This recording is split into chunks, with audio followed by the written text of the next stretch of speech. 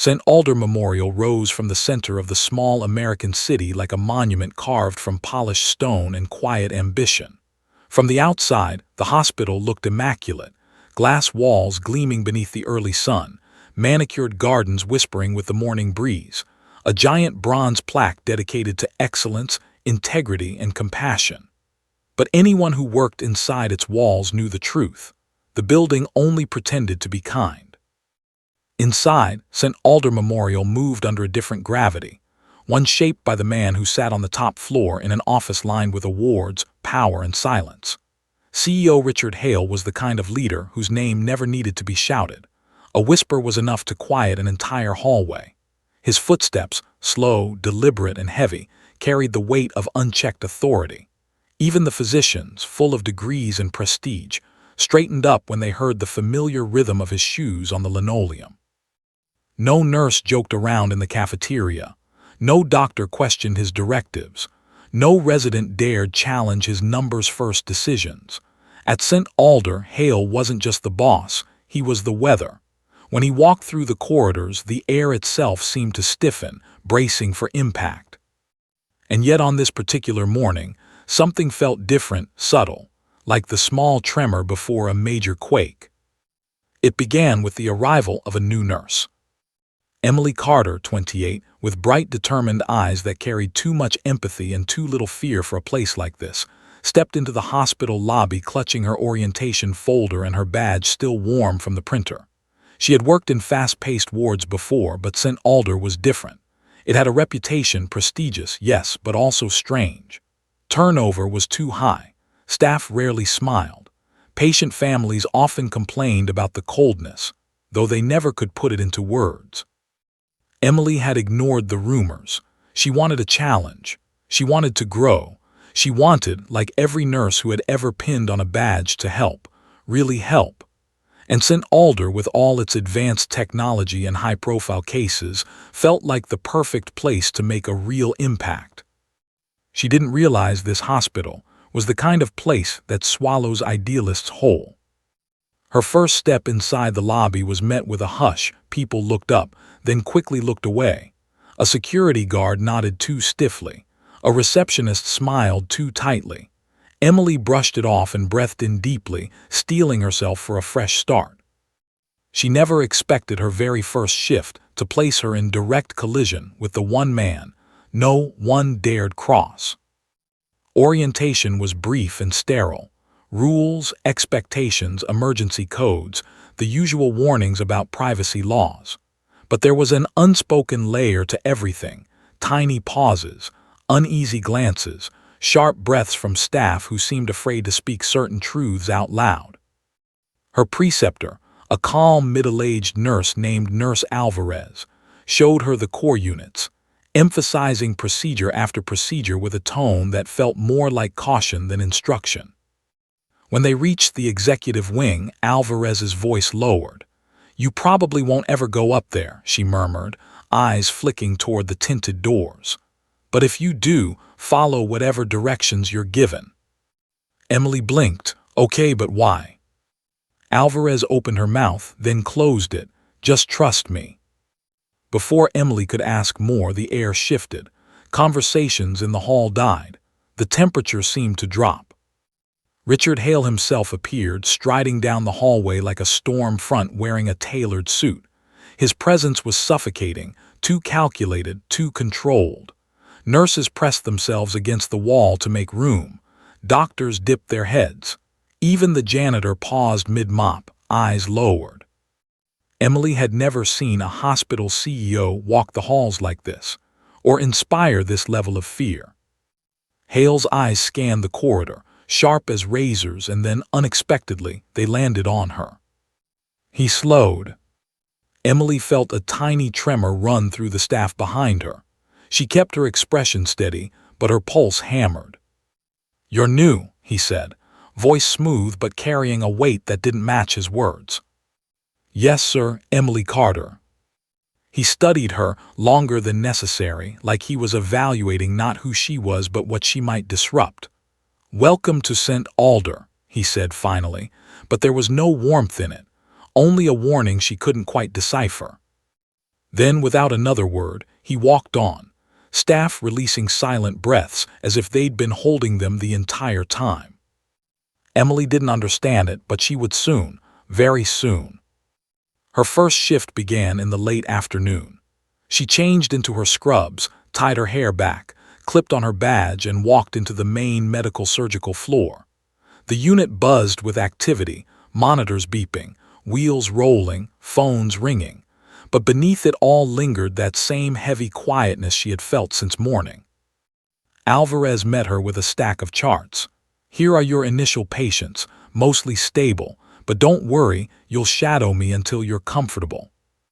Emily nodded gratefully, scanning the list, but something caught her eye. A handwritten note on the bottom. "Room 417, no entry. CEO restriction. Staff must not engage without authorization." Her brows pulled together. "What's in 417? Alvarez didn't answer right away. She glanced around to ensure no one was listening. "It's best you don't worry about that room," she whispered. Which of course made Emily worry even more. She continued her rounds, absorbing the energy of the floor. Some patients were cheerful, some scared, some lonely. She comforted them with the gentle, natural ease of someone who truly belonged in this profession. Several staff watched her with something close to hope, like they recognized a light they'd lost long ago. But that hope dimmed every time someone glanced toward 417. Around 7:45 p.m., just as Emily prepared medications, she heard it, a faint alarm coming from the forbidden hallway. Not loud, just a steady beeping that signaled a patient's vitals slipping. No one moved. No nurse reacted. No doctor rushed. It was as if the sound didn't exist. Emily put down her medication tray. "Is someone going to check that?" A nurse across the station stiffened. "We can't," she murmured, "not without authorization." Emily stared, "But someone's vitals are dropping." Silence. A deeper silence than before. Finally, Alvarez whispered, "Emily, leave it. We don't go into 417, it's not safe." Those words, those exact words, turned something inside Emily. She wasn't reckless, but she also wasn't going to stand by while a human being deteriorated one door away. She walked toward room 417. Nurses exchanged wide-eyed looks, but no one stopped her. No one dared. Her heart thudded as she approached the door, the air colder, heavier. She pushed it open. Her breath caught. A man lay on the bed, unconscious, pale, covered in bruises that didn't match any accident she'd seen. The monitors told her everything. He was crashing. Without hesitation, she reached for the equipment, adjusting oxygen, checking lines, stabilizing vitals with swift precision. Her training took over, but her mind was racing. Why had they abandoned him? Why had Hale forbidden care? As she worked, she noticed something unsettling at the corner of the patient's wrist, marks that looked disturbingly like restraints. Emily swallowed hard. What had been done to him? She didn't know she was being watched. From the shadows outside the room, CEO Richard Hale stood perfectly still, expression unreadable, observing her every move. He didn't speak. He didn't interrupt. But Emily should have felt it. The moment his gaze hardened, the precise moment he decided she had become a problem. Because by stepping into room 417, she hadn't just broken a rule. She had stepped into a secret. Into something far darker than she imagined. And Richard Hale did not tolerate people who stepped into his secrets. The next morning, the hospital corridors buzzed with their usual tension. Nurses whispered about the new arrival, someone nobody seemed to know much about. And yet, it was this very mystery that ignited curiosity. The new nurse, Emily Harper, moved with quiet confidence, her scrubs crisp, her badge gleaming under the harsh fluorescent lights. She didn't rush, yet she didn't dawdle. There was a calm precision in her movements, a subtle aura that somehow made even the busiest ER doctor pause and take notice. By 8:30 a.m., the hospital was already a cacophony of monitors, beeping machines, and hurried footsteps. Patients were wheeled in from the ambulance bay, some barely conscious, others screaming in pain, all demanding immediate attention. Emily slipped seamlessly into the chaos, assessing charts with meticulous detail, checking IV lines and nodding medications. It was as if she had a sixth sense, knowing where she was needed before anyone could call her name. Word of her presence reached the upper floors quickly.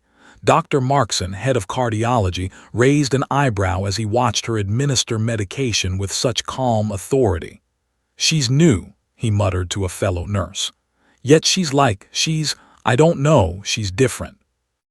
And then, of course, there was the CEO. Hospital CEO Richard Talmadge was a man whose reputation was whispered with fear. Stern, unyielding, and rumored to have crushed the careers of anyone who dared challenge him, Talmadge walked the halls like a shadow, his sharp eyes scanning every corner, catching every misstep. Staff often compared his gaze to a surgeon's scalpel, cold, precise, capable of cutting straight through your confidence. Emily knew of him, of course.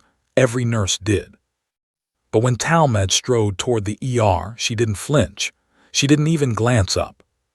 "Harper," Talmadge's voice was low, carrying a subtle authority that seemed to make the walls of the hospital echo. "I hope you know what you're doing." Emily turned, her gaze steady, unwavering. "I do, sir," she replied simply. No hesitation, no fear, just calm certainty. A hush fell over the nearby staff. Many had never seen anyone confront Talmadge so directly, much less respond with such confidence. But Talmadge only nodded once, almost imperceptibly, and moved on. Behind his stoic mask, a flicker of curiosity appeared. The morning surged forward in chaos. A multi-car accident dumped a half-dozen patients into the ER at once, each with critical injuries. Nurses scrambled, doctors barked orders, and machines shrieked warnings. Emily moved like a conductor, orchestrating care with clarity and focus. She was everywhere at once, checking vitals, coordinating trauma teams, consoling patients, terrified families. By mid-morning, a critical patient arrived. An elderly man, Mr. Havorson, with multiple fractures and internal bleeding. The surgical team was on edge, already overwhelmed with other emergencies. Emily assessed him immediately, her hands steady despite the flurry of activity. She administered the proper fluids, adjusted monitors, and within minutes, stabilized him enough for surgery. Dr. Markson, who had been silently observing, shook his head in disbelief. "How does she do that?" he muttered under his breath. "She's new. She's not supposed to move like this." But Emily didn't pause to answer. There was no time. Another patient, a young woman in labor with complications, was being wheeled in. Emily intercepted the stretcher, assessed the situation, and called for an obstetric team, guiding them through procedures with a calm precision that left even seasoned doctors slightly speechless. Meanwhile, the staff whispered among themselves. Who was this nurse who moved like a storm contained within a glass vase, calm, controlled, yet undeniably powerful? How could someone so new command authority in a hospital where seasoned nurses still feared making a mistake in front of the CEO? By noon, Talmadge returned, this time to observe more closely. He watched Emily manage a tense family situation, diffusing anger and fear with words that were firm yet compassionate. She negotiated treatment plans, answered questions, and even reassured a nurse who had accidentally dropped an important medication vial. Emily's presence had a strange effect. She didn't just manage emergencies. She restored confidence in others, making them feel capable even amidst chaos. Talmadge's assistant whispered, "She's remarkable. Most nurses wouldn't last a week here." Talmadge's eyes didn't leave Emily, but he remained silent. There was something calculating in his stare, as if he were assessing whether this new nurse was a threat or an asset. Emily, unaware of the CEO's scrutiny, continued her rounds. And then the unthinkable happened. A code blue was announced, room 312. Emily sprinted toward the alarm, pushing through a crowd of panicked staff. A young boy, barely 8 years old, had collapsed. His pulse was faint, his breathing shallow. Emily assessed the situation in an instant. Airway obstructed, possible internal trauma. "Clear the room," she commanded. The room emptied except for the pediatric team.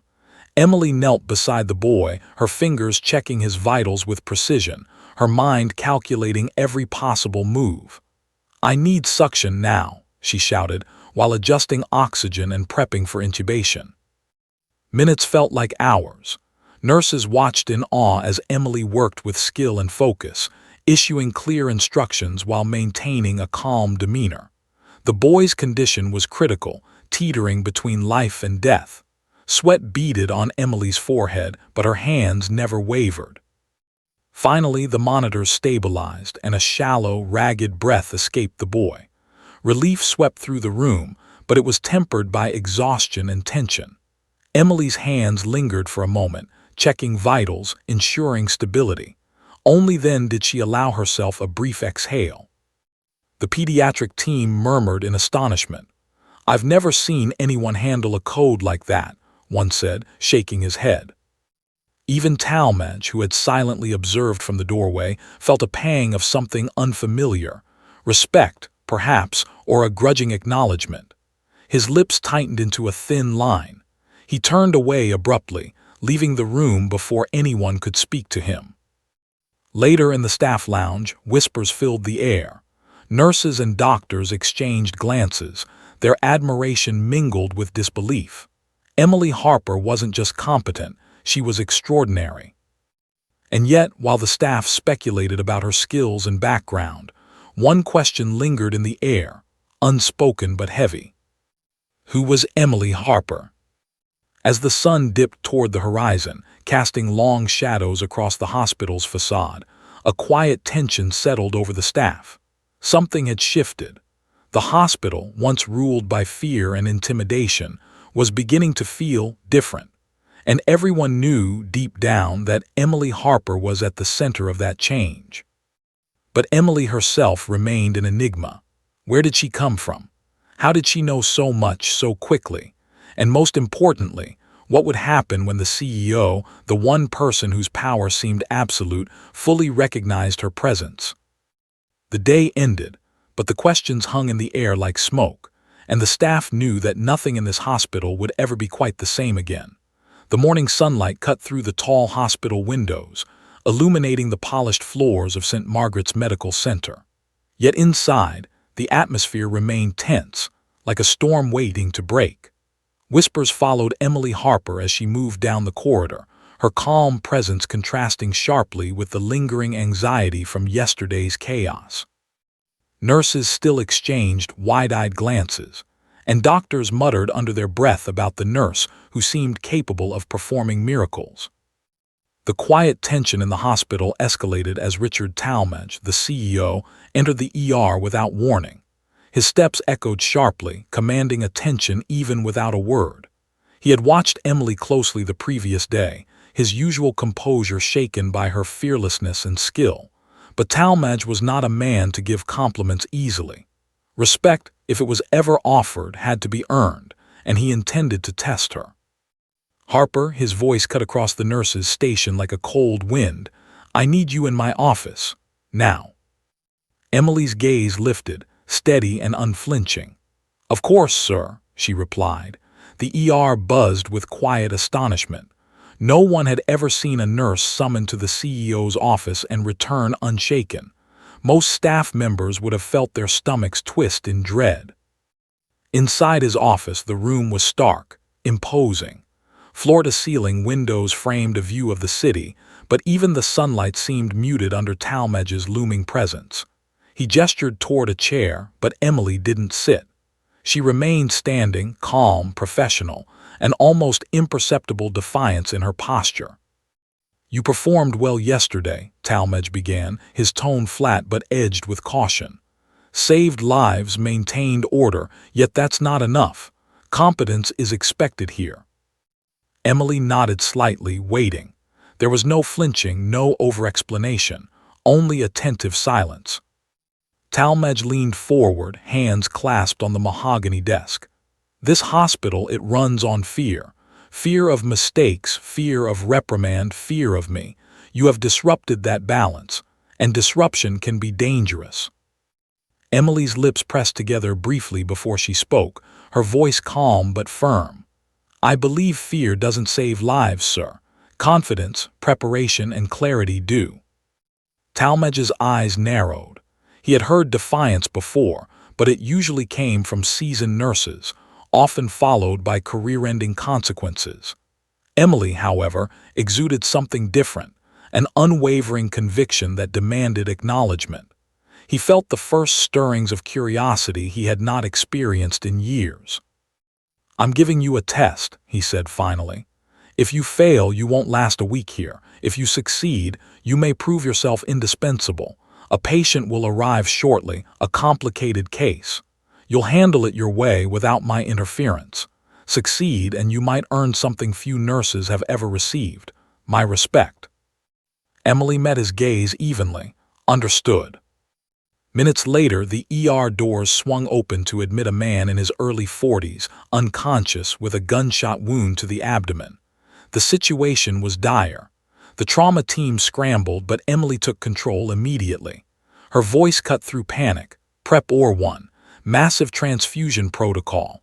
Dr. Klein, I need you on vitals. Let's move. The team obeyed, almost instinctively, as if her calm certainty carried authority they couldn't question. Emily stabilized the patient's airway, monitored bleeding, and coordinated transfusions while maintaining constant communication with the surgical team. Every instruction was precise, every command measured. Talmadge observed from the viewing window above, silent and calculating. For the first time, he realized that Emily's abilities weren't just technical, they were transformative.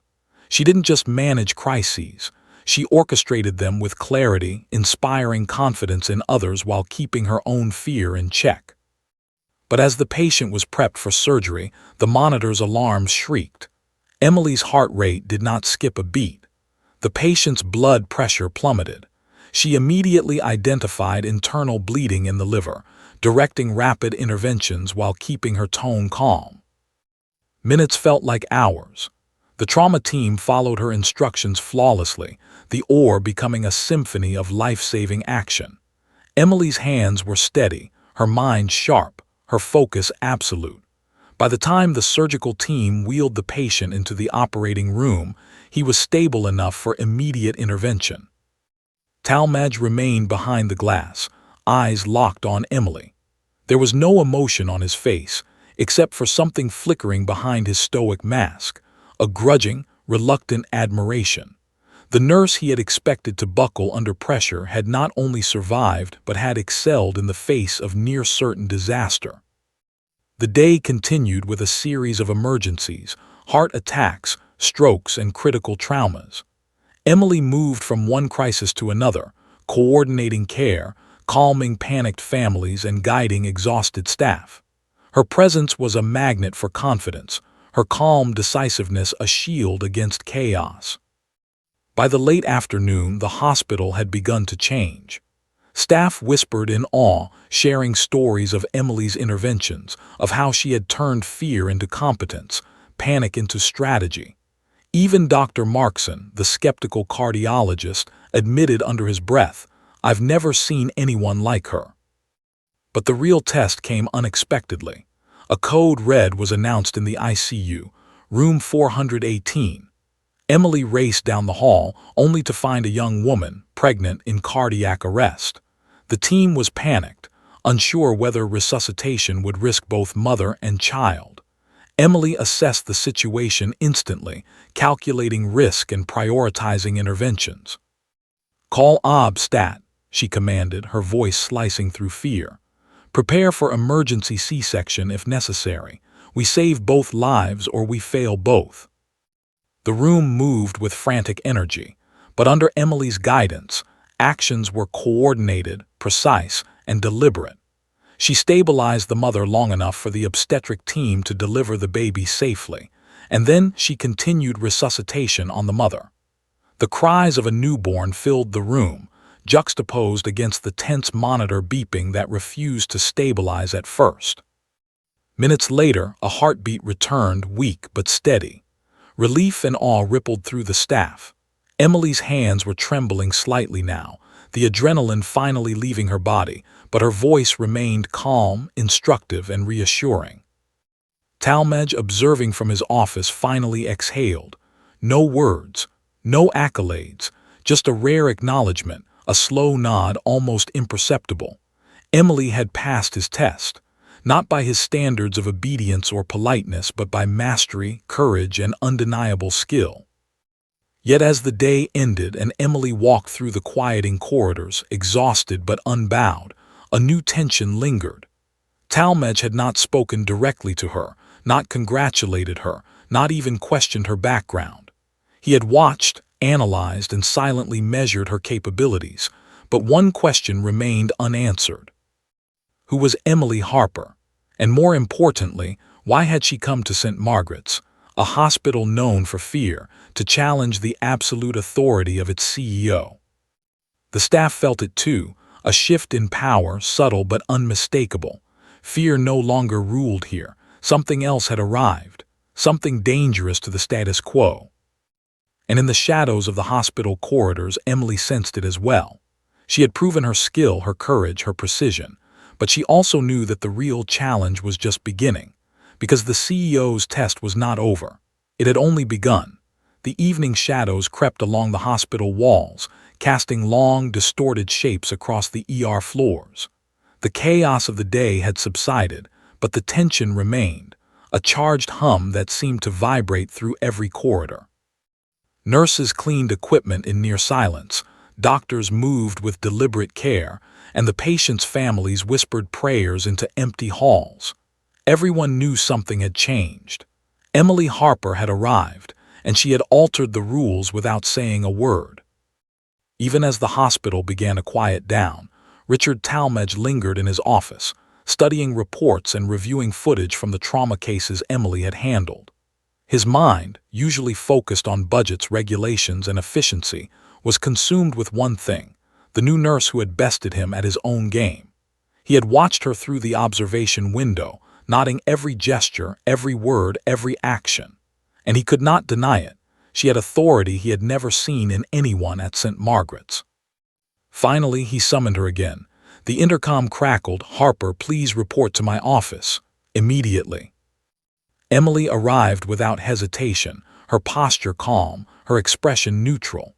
She had handled code blue after code blue, but she could sense the undercurrent of tension in the CEO's office. She entered, nodding slightly, and waited. Talmadge remained seated, his sharp eyes fixed on her. "Sit," he said curtly. She obeyed, folding her hands neatly in her lap. The silence stretched, heavy and loaded with unspoken questions. "I watched you today," Talmadge began, his voice low but deliberate. "You have skill, yes. Courage, yes. Instinct, yes. But this hospital does not operate on instinct alone. It runs on hierarchy, on respect, on adherence to the chain of command. You disrupt all of that." Emily tilted her head slightly, her gaze steady. "I don't see disruption as a bad thing, sir. I see it as an opportunity to save lives more efficiently, to empower the staff, to turn fear into competence." Talmadge leaned back, studying her closely. "Do you understand what it means to challenge me? Everyone who has tried ends up humiliated or worse. Yet you, a nurse with no history here, step into my hospital and command control. Why? Why risk everything?" Emily's calm demeanor never faltered.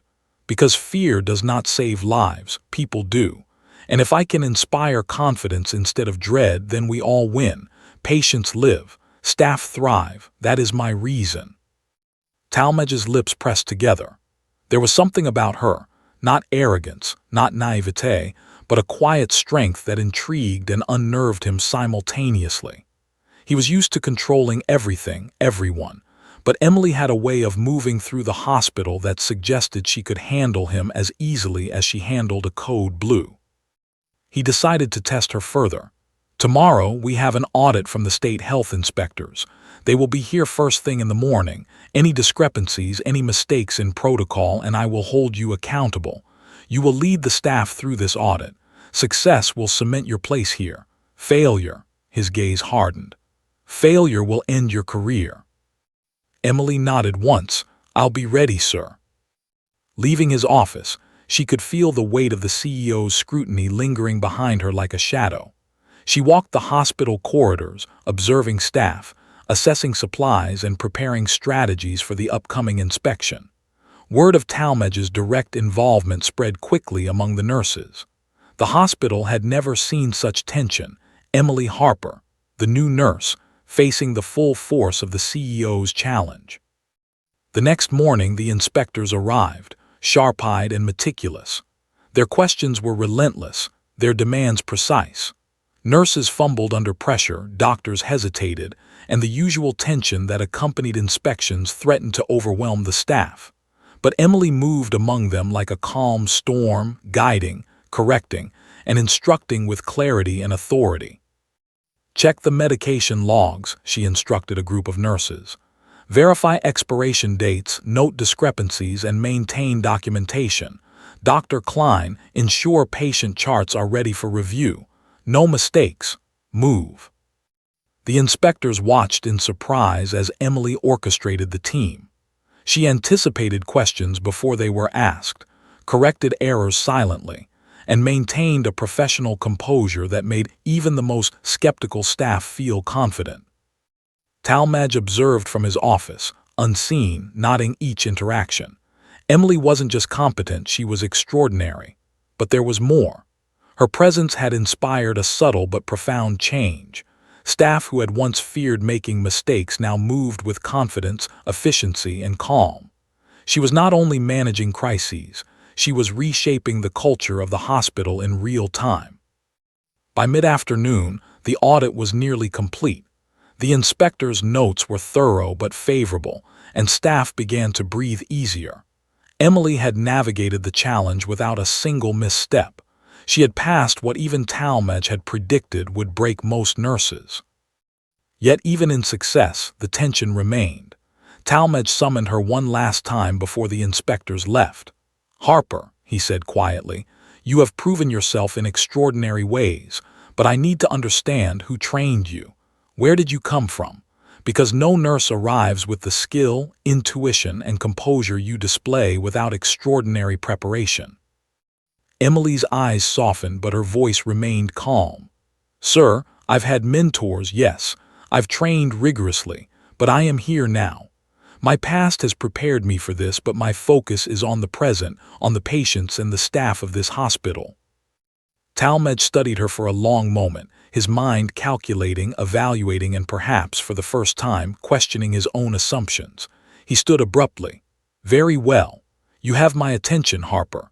But know this, I will not be easily impressed. There is more to this hospital, more challenges and more crises. How you handle the next one will define whether you truly belong here." Emily nodded, leaving the office with the quiet confidence that had become her hallmark. But as she walked down the dimly lit corridor, she sensed an undercurrent she could not ignore. Talmadge's curiosity was only the beginning. There were whispers among the staff, murmurs of her mysterious past, and questions about why she had arrived at St. Margaret's at precisely this moment. Later that evening, Emily sat in the empty break room, reviewing patient charts and hospital protocols. The weight of the day pressed on her, but there was a quiet determination in her eyes. She had faced the CEO, passed the test of competence under scrutiny, and earned the respect of her colleagues. But she knew the real challenges were only beginning. Somewhere in the depths of the hospital, in offices she would never see, Talmadge was still thinking, analyzing, observing, plotting. Emily had disrupted the balance of power, and he was not a man accustomed to losing control. And yet, in that quiet tension, a dangerous question emerged for both of them. Was Emily Harper merely a brilliant nurse, or something far more formidable? The hospital slept uneasily that night. Staff whispered about the new nurse, about the audacity she had shown, about the power she seemed to wield without authority. And in the shadows, both mentor and adversary waited, knowing that the next storm would be unlike anything the hospital had ever seen. The next morning, the hospital awoke to a subtle but palpable unease. Emily Harper arrived before sunrise, her routine as disciplined as ever, but even she sensed a shift. The whispers of curiosity had hardened into murmurs of suspicion. Staff who had once watched in awe now seemed hesitant, almost wary. Something was changing beneath the surface. By mid-morning, the first signs appeared. A nurse accidentally misfiled patient charts, an error small enough to be dismissed, yet significant in the eyes of Talmadge. Emily immediately noticed the discrepancy. Her calm instructions to correct it were met with barely concealed resentment from the staff. Some whispered that Emily had become too controlling, too precise, too intimidating. She had inspired confidence, yes, but she had also unsettled the fragile hierarchy that had long kept St. Margaret's operating on fear. As she navigated the hallways, Emily's instincts prickled. Something deeper than staff insecurity was at play. Equipment had been moved, medications were misplaced, and subtle mistakes multiplied at an alarming rate. It wasn't just chance, it was sabotage. Her suspicions were confirmed when a critical medication for an ICU patient was missing. Emily's pulse quickened, but her face remained composed. She traced the error, quietly questioning staff, analyzing security logs and checking inventory reports. The signs pointed to intentional interference, but who and why? By late morning, Talmadge summoned her. His expression was unreadable as always, but there was a tension in his posture that even Emily noticed.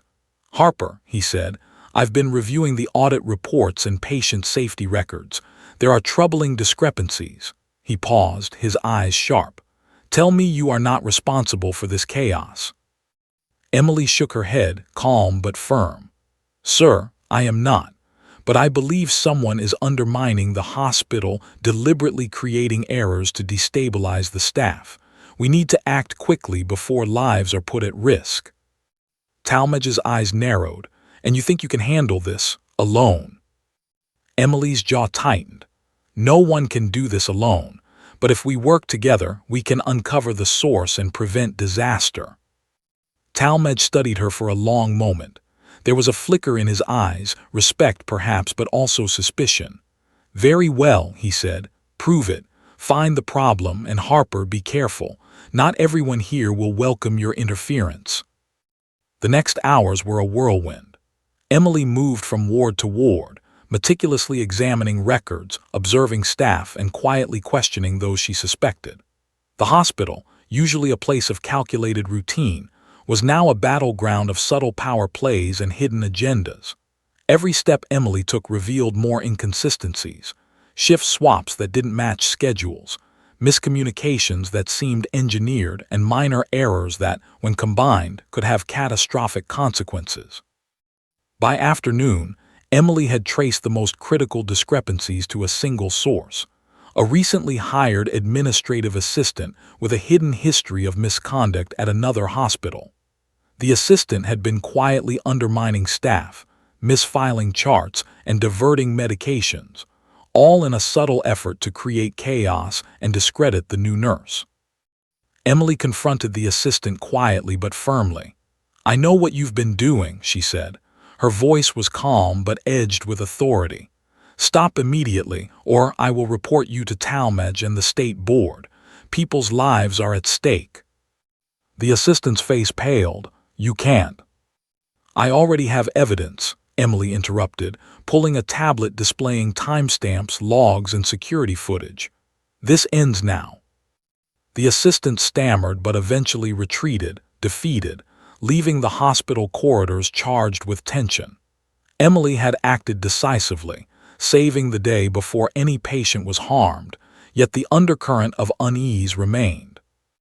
Meanwhile, Talmadge observed the entire resolution from his office, a mix of emotions crossing his face. There was pride, yes, but also concern. Emily Harper had solved a crisis he himself might have struggled with, using not authority but skill, intelligence, and moral courage. She had exposed weaknesses in the hospital that had gone unnoticed for years, and in doing so, she had shifted the balance of power irreversibly. By evening, the staff began to relax, but cautiously. They had seen Emily's brilliance, yes, but they had also seen the lengths she would go to uncover truth and enforce safety. Respect had deepened into something more complex: loyalty, admiration, but also fear of the standard she now set. Talmadge summoned Emily one last time that day. "Harper," he said quietly, "you've done something no one else has managed here. You've uncovered sabotage, protected patients, and maintained order under immense pressure. I have to admit, I didn't expect this. Not from someone so new." Emily met his gaze. "Sir, my job is to protect the patients and staff. Nothing more, nothing less." Talmadge leaned back, silent for a moment. "And yet," he finally said, his voice low, "I have a sense that this is only the beginning. There's more to you than what you've shown. More skill, more history. I need to understand who you truly are." Emily didn't answer immediately. There were parts of her past she could not reveal, not yet. Secrets that explained her skill, her instincts, and her unshakable calm in crises. Secrets that, if revealed, could shock the hospital, and perhaps even Talmadge himself. The night fell, draping the hospital in quiet shadows. Emily returned to her duties, checking vitals, reviewing patient charts, and offering quiet guidance to exhausted staff. Yet her mind was alert, her instincts honed. She knew sabotage was just the first test. The real challenge, the one that would push her to the edge, was coming. And somewhere in the dim hallways, Talmadge watched from afar, a rare flicker of curiosity and unease in his eyes. He had met his match, though he would not admit it openly. Emily Harper was not just a nurse. She was a force that had begun to challenge everything he believed about control, authority, and the very nature of this hospital. As the lights dimmed and the corridors emptied, one truth lingered in the air, heavy and undeniable. The battle for St. Margaret's was only beginning, and Emily Harper was standing at the center of it. The hospital was quiet, but tension simmered beneath the surface like an unspoken warning. Emily Harper moved through the corridors with her usual calm, though tonight her instincts were sharper than ever. The sabotage of the previous day had been contained, but she knew this was only the beginning. Whoever had tried to destabilize the hospital would not stop.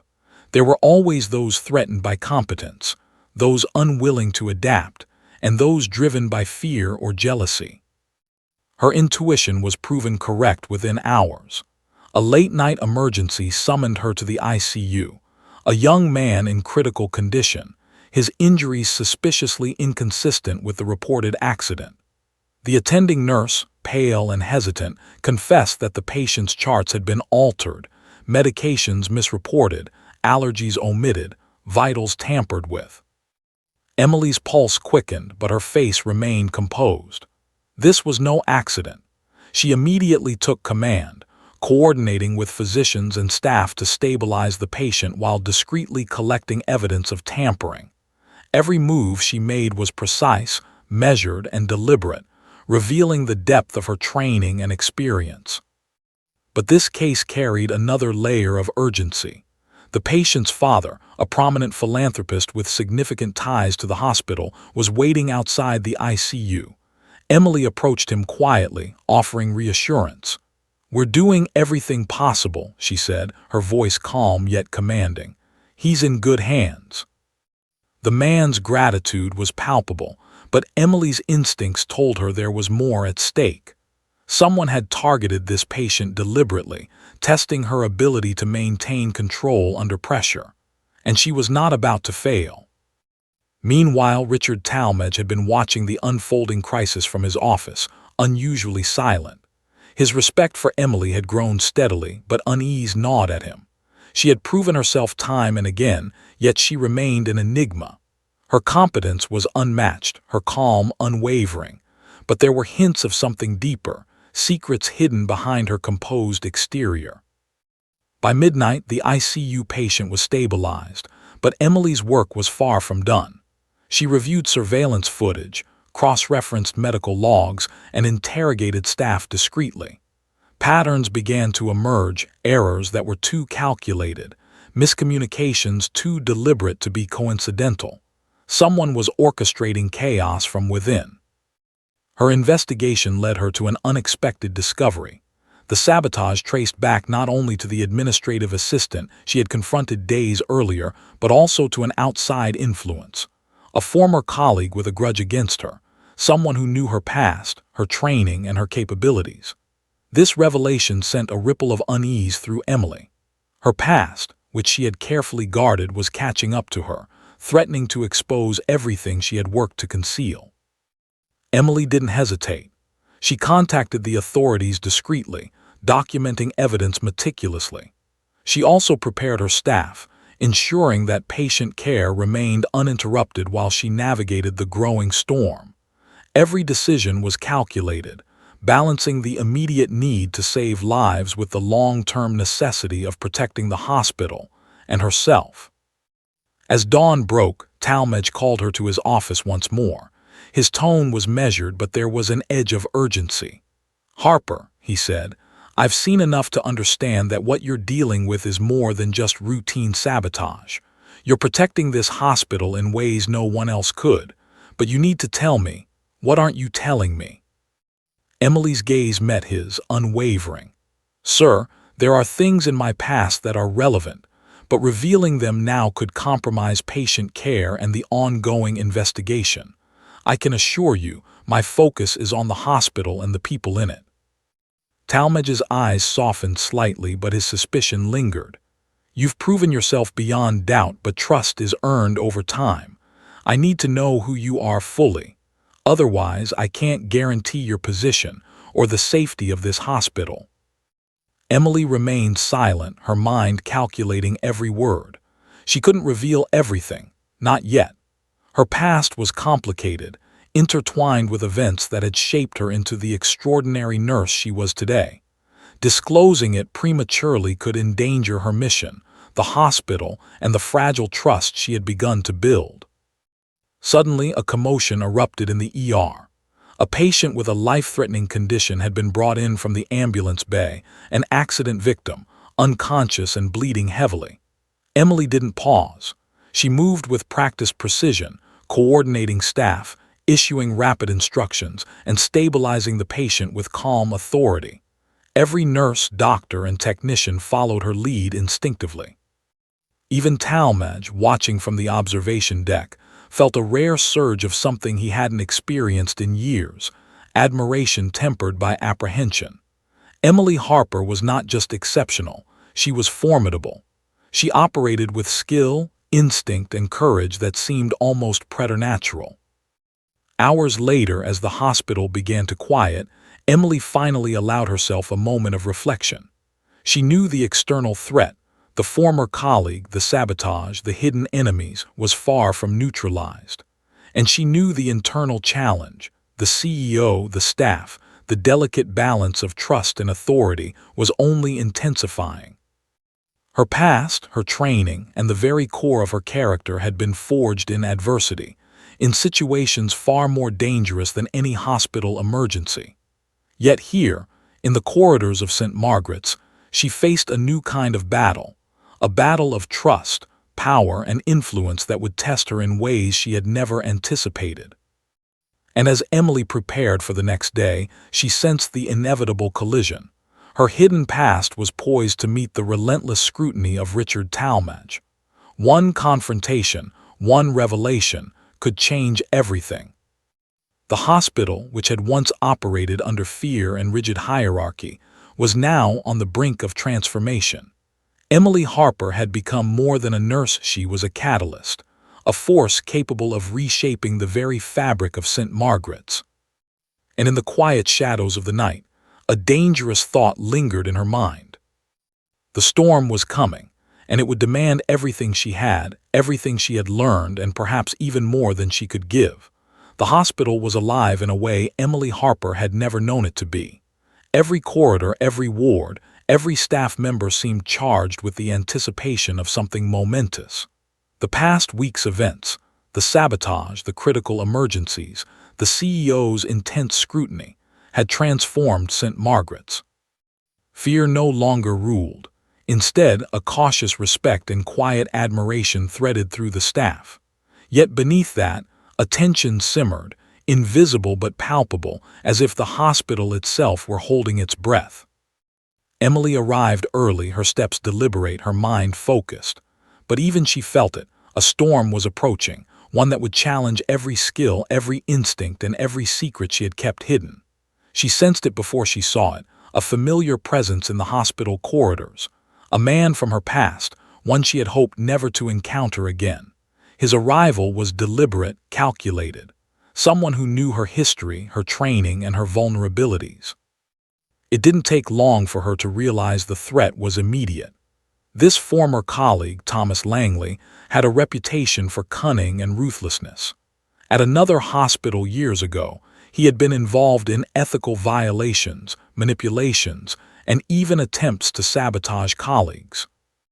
Now he was here, in the same hospital where Emily had just begun to establish control, and he was already undermining her influence with subtle acts. A misdirected supply order here, a minor patient chart error there, each carefully calculated to sow distrust and chaos. Emily's instincts went on high alert. She moved quickly through the wards, assessing situations, observing staff interactions, and identifying potential weak points. She could feel Langley's eyes on her, tracking her every move like a predator studying its prey. At noon, the inevitable confrontation occurred. Langley cornered her in the supply room, a sneer tugging at the corner of his mouth. "I should have known you'd be here," he said, voice low and venomous. "Playing the hero again, aren't you? Still pretending that your calm act can control everything." Emily turned, her gaze steady, unwavering. "Langley," she said calmly, "I don't have time for games. Step aside or I will ensure your actions here are reported to the proper authorities." Langley's smirk deepened. "Ah, yes, you always think ahead, don't you? Always the perfect nurse, the perfect rescuer. But the hospital isn't about perfection, it's about survival. And I've survived longer than you. This place will bend to me or it will break." Emily felt a surge of anger but kept her composure. She knew Langley's tactics: intimidation, manipulation, exploitation of fear, and she had already countered his subtle sabotage once. But she also knew that to truly neutralize him, she would need more than authority. She would need strategy, evidence, and unwavering courage.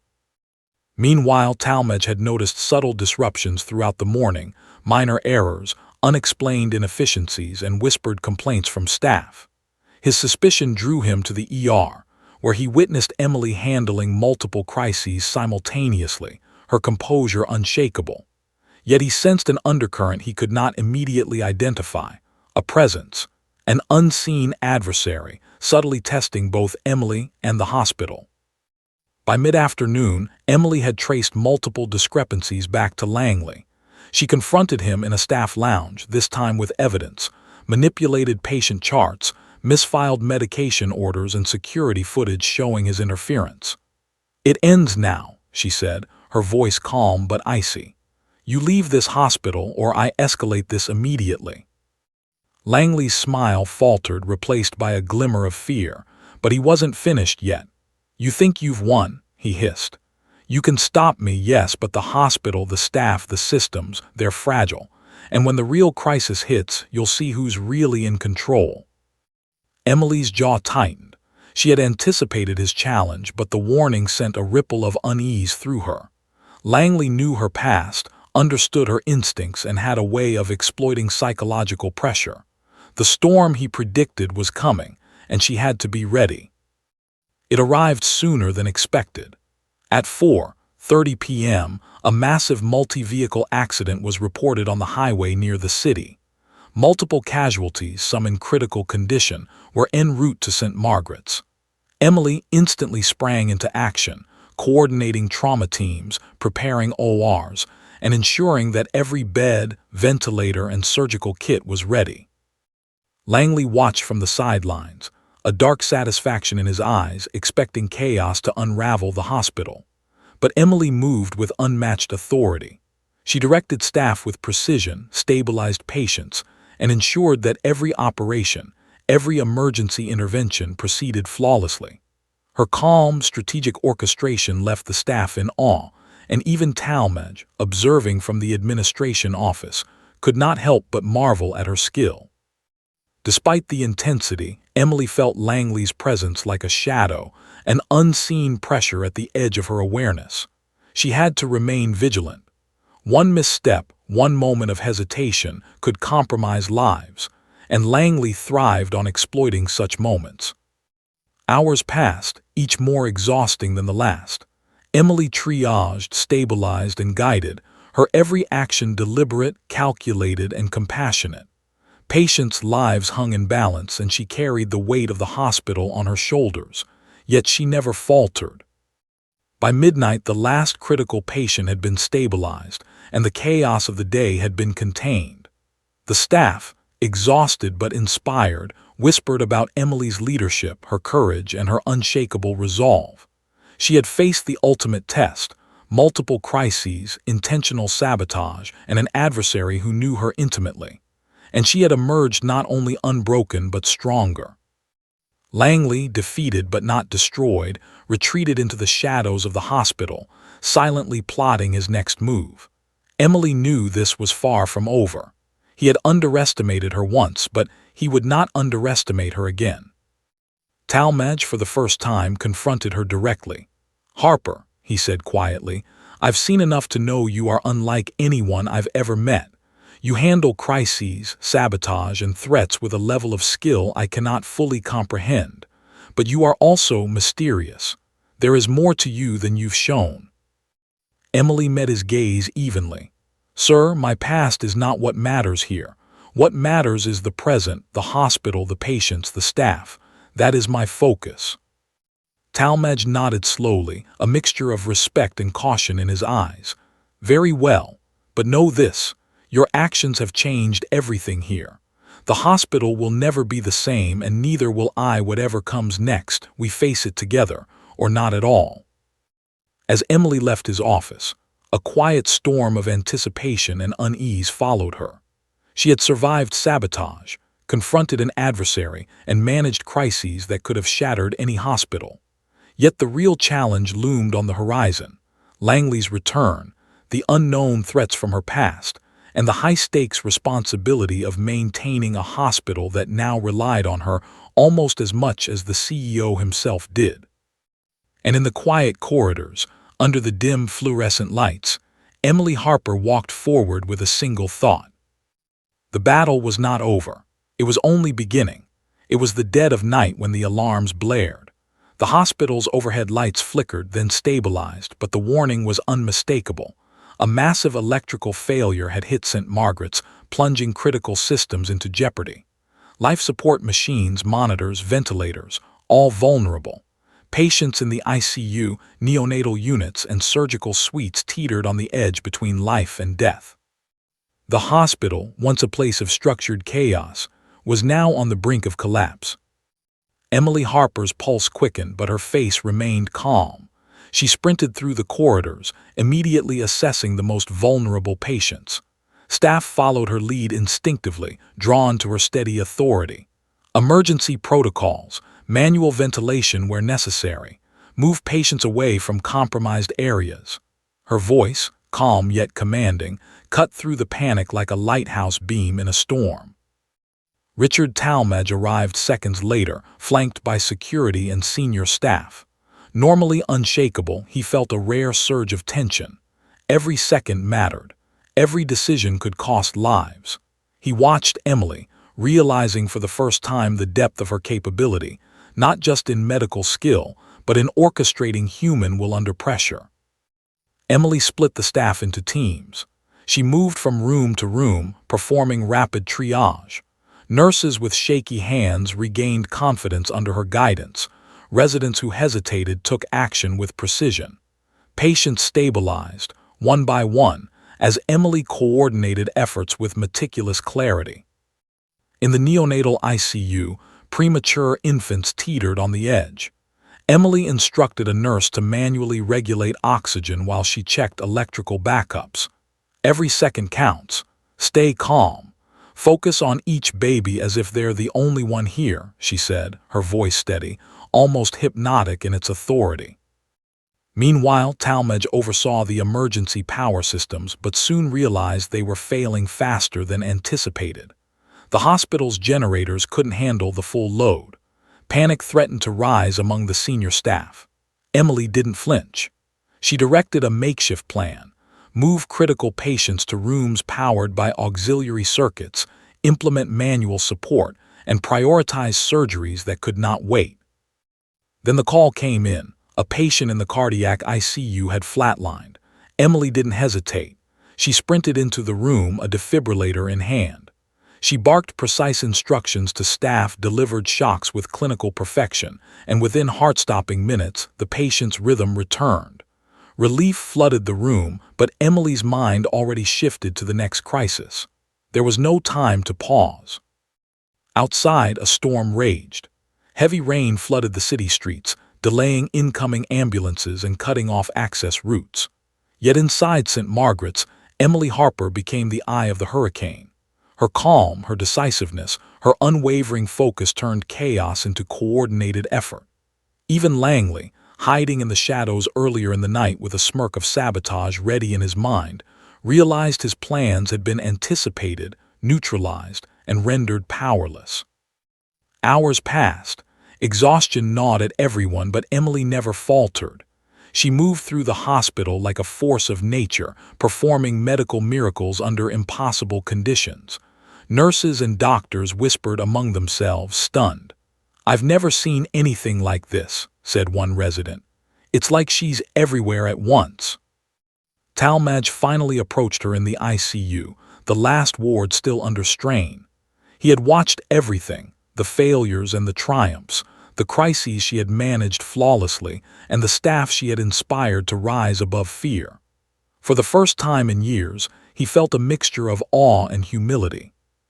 "You've done the impossible, Harper," he said, voice low, almost reverent. "I don't know how you do it, but you've saved lives tonight in ways I can't even begin to quantify." Emily finally allowed herself a small, tired smile. "Sir, it wasn't impossible. It was teamwork, preparation, and focus. The hospital, the staff, the patients, we all did this together." Talmadge shook his head, but there was a rare light in his eyes. "No, you led us. You were the difference. And I need to know, who are you really?" Emily took a deep breath. She had been ready to reveal this moment, the truth she had kept hidden for so long. "I was trained in emergency medicine under extreme conditions," she began. "Before coming here, I worked in hospitals that face crises most people couldn't imagine: war zones, natural disasters, places where life and death were decided in seconds. I've carried that experience, that training with me. That's why I can do what I do." Talmadge listened, absorbing every word. He realized that Emily Harper was unlike anyone he had ever encountered. Not just a nurse, not just a leader, but a force capable of reshaping the very meaning of what it meant to care for others in the most extreme conditions. And in that moment, the hospital felt different. Fear had been replaced by courage. Chaos had been replaced by clarity. Lives had been saved not by hierarchy, but by someone willing to act decisively, selflessly, and with unwavering skill. Outside, the storm subsided. Inside, St. Margaret's hummed with a quiet reverence. Staff worked together, inspired by Emily's example, knowing that the impossible had been achieved, and knowing that nothing would ever be the same.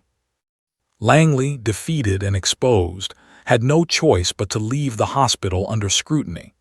The staff whispered about the confrontation, the sabotage, and the unwavering brilliance of the nurse who had changed everything. Talmadge finally spoke, his voice quiet but firm. "Emily Harper, you are more than a nurse. You've done what no one else could, and tonight you didn't just save lives, you changed the culture of this hospital forever."